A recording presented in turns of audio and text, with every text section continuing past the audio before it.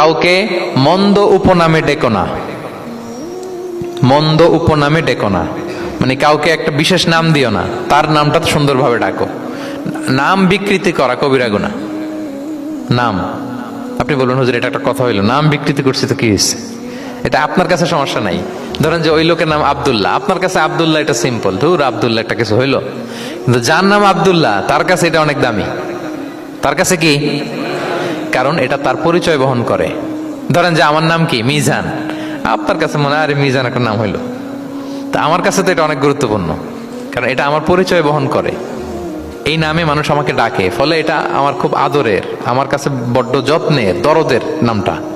আপনার কাছে নাও হতে পারে। মানুষ প্রত্যেকে তার নিজের নামকে খুব পছন্দ করে। দেখবেন যে মানুষ কাগজ পেলে নিজের নামটা রেখে সিগনেচার দেয় একটা, দেখবেন দেয়। এরপর দেখবেন যে সি বিচে ঘুরতে গেলে বালুর মধ্যে নিজের নামটা লিখে, দেখবেন লিখে।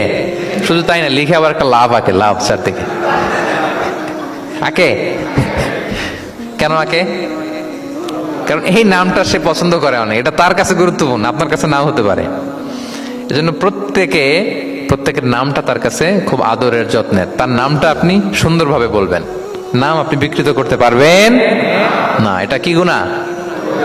সগীরা কবিরা গুনাহ।